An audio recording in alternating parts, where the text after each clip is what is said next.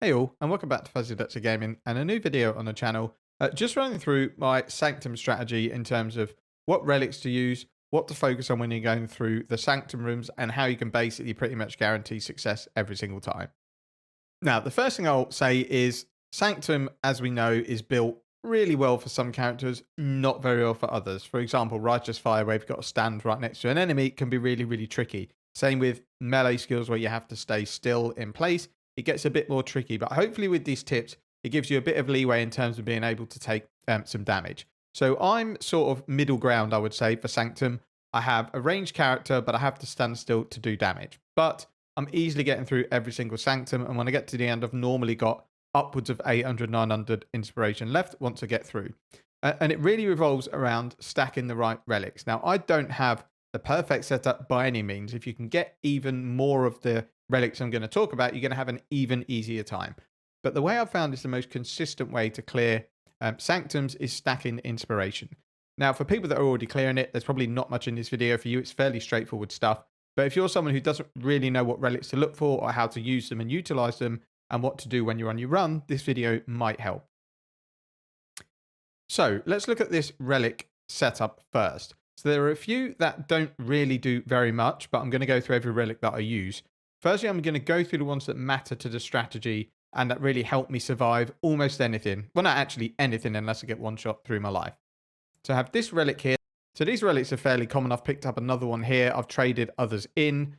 It essentially gives you 49 inspiration when you receive an affliction. You can also get them in this square-shaped coffer relic. 45 inspiration when you receive an affliction. So I've got others as well. Like I've got this 41 inspiration here. There's loads of different relics you can get. But I think what you want to do is stack inspiration or resolve. I think if you pick one, then you know what to target when you're looking for your boons and you're looking for rooms. You know if anything gives you inspiration, take it. So these two essentially give me almost 100 inspiration when I get an affliction. And there's plenty of parts in the Sanctum where you have to get an affliction. So there'll be a row of 3 rooms. They all give you an affliction. You have to pick one of them. As soon as you do that, you get 93 inspiration. I run this one here, which gives me 36 inspiration at the start of each floor. So overall, it's about 150 inspiration for the whole run. It also gives you resolve when you use a fountain, which is handy if you maybe increase your maximum from a boon. Then every time you use a fountain, you get an additional 39 resolve. I've got this one here that just gives me a flat 43 at the start of Sanctum to get things rolling. And then the other two don't really do that much. They're just maximum resolve relics. And that's kind of my setup. And the more and more rooms you do, the more afflictions you get that really don't have too much downsides to you, you're going to start stacking inspiration. Now, there's a few things you want to target when you're going through in terms of boons. And I'm going to bring up my footage and I'll talk through the ones you want to look for. So the first thing I want to talk through is when you get your first affliction choice. And you notice I'm in this room. I'm not waiting until I get to this room to look at the afflictions. I'm looking ahead to see what way I want to go, because if I go down here, I'm forced to take this one here. If I go middle, I can take either of these two. And if I go top, I can take those two. So it doesn't necessarily matter what these rooms offer. I need to make sure that the next one isn't going to be one that's going to brick my run. So as you can see here, I'm looking at each one at the time. So I can see that's purple smoke, not doing that. Less merchant choices, not too bad. Gain a minor affliction when you use a fountain. This is a nice one to get for an inspiration build because we get inspiration when we use a fountain. So we'll talk about accursed pacts. This is the first one I've come to and it's towards the end of floor 1. I would target these because for inspiration builds, there are some really, really decent ones. A lot of them have upsides to inspiration, but not really a downside because the downside affects your resolve. And we could go down to 5 resolve. It doesn't matter because we're going to be stacking inspiration really, really high. So we'll go and check these choices out. So these ones weren't particularly good. I'll probably take one because I want to get the currency behind it. But this is gain a minor affliction, remove the merchant one, which doesn't help. More coins, gain gold smoke, definitely don't want. And then we've got the resolve one. So I'll take the coins one in the end. The chest no longer drop coins. Probably not ideal. Probably shouldn't have took that just to get a couple of jeweler's ores, but I was greedy. What I should have done is totally ignore that choice. So we're now going to come to the first floor boss. So I won't show this because it's a very easy boss fight. What we're going to do is go into floor 2. And we're just going to fast forward to the end of the floor. So you can see I've already got 349 inspiration. And then the accursed pact got on floor 2. I would have taken this, but I didn't have 200 resolve. even though it seems like it balances out, the more inspiration you can get, the better, because the more boons you pick up that affect inspiration, the more you're going to be able to stack it. So there's not much more that happens on this floor. And as you can see, by floor 2, just from the relics that we started with, we're up to 238 inspiration. I'm sure I lost some along the way because I'm terrible at these ball phases. In the first few floors, they're not that bad, but come the end, I'm literally just running through and hitting every single one of them. Because I've got so much inspiration, it doesn't matter. So here's a point where I've gotten myself into trouble. I didn't look ahead enough, and I've ended up having to go here because it's the only room available, which means I see one fewer room ahead. So I'm only going to be able to see one room ahead for the rest of the Sanctum. That's not really ideal, and it's something you should avoid. However, it is an affliction, so I'm going to jump up to more inspiration again. So as you can see, when we take that, because of our relics and probably another buff I've got along the way, we're up to 424 inspiration. And that's already starting to stack up. I lose a bit because, like I say, I'm rubbish at dodging the traps. So we get through, kill the boss, and we've got 349 inspiration and 172 resolve at the end of floor 2. So then go up to floor 3, and this is probably when it starts ramping and you're picking up. You're going to get more afflictions, which means you're going to get more inspiration, and you're going to aim for packs to try and get even more inspiration. So again, we're just going to fast forward through and look at when I get jumps in resolve. So I've already got more because I get per floor from my relics. So as you can see, I'm starting to lose it because I'm shit at traps. We go through and then we come here again. So again, I've got more options. And again, gain a minor affliction becomes more tempting because it's going to give you more inspiration. And so we'll just look through and see what I do with these choices. So I end up taking less resolve hit loss while you have inspiration, and I get a minor affliction. So again, my inspiration is going to go up. So I can't recover resolve after killing the next floor boss. Not really an issue, and that does only mean resolve and not inspiration.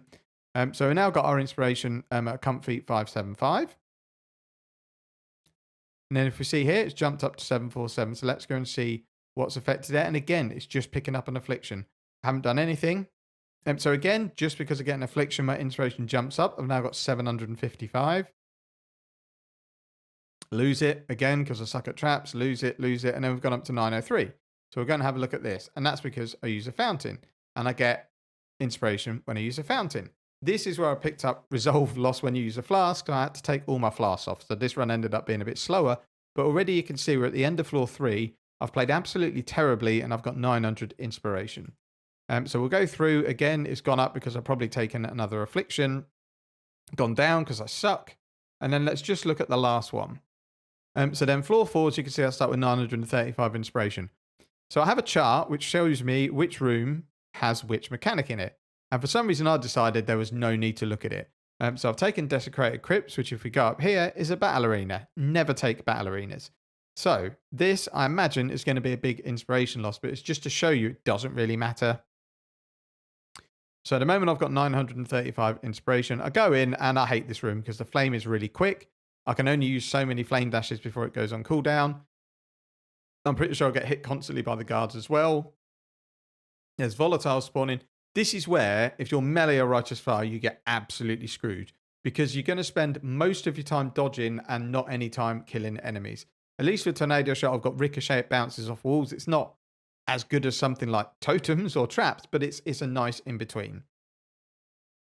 So my inspiration's going down. It's 885, it's 878, it keeps going down, and then I finish the room. Now, I'm pretty sure I end up with a few of these rooms. I did it to get to a merchant. And as you can see, this, unfortunately, is not much good anymore because I'm pretty sure we're on the last floor. This is what you want early on. If you can get this, you can end up with a silly amount of inspiration.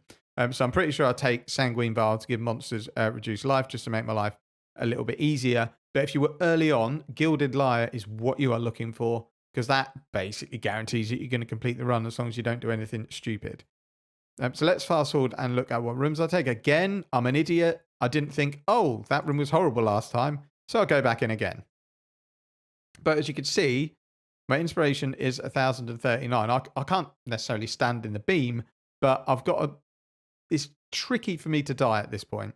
So again, I'm just playing really badly, running around, avoiding the beam when I can, taking the guards out. And then we've got 912 inspiration. We'll go through and I'll lose more. And then here, I got one of the worst buffs, which is Deceptive Mirror. So this is because I've got gain a random affliction when you use a fountain, and it just screwed me and gave me really bad ones.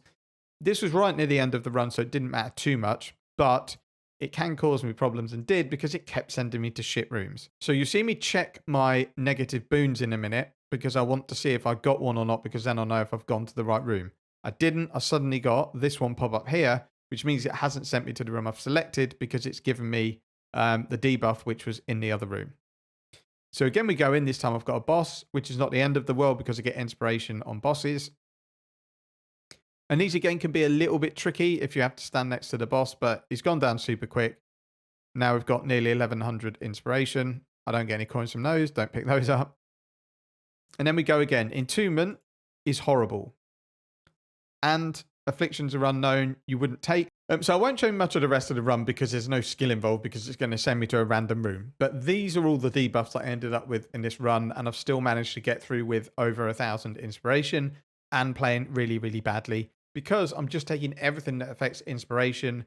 We've got relics that give us it when we get to floors at the beginning, when we use a fountain.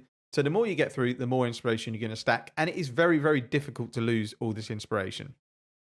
So again, we'll just fast forward through. Again, this is me just running through the traps, because I know I've got enough inspiration, it doesn't matter. So we'll just go and do the last boss fight, which I'll talk through. I don't do the final form boss, because I have pretty decent rewards waiting for me. I'm going to fast forward a bit, because I went AFK before I did this fight.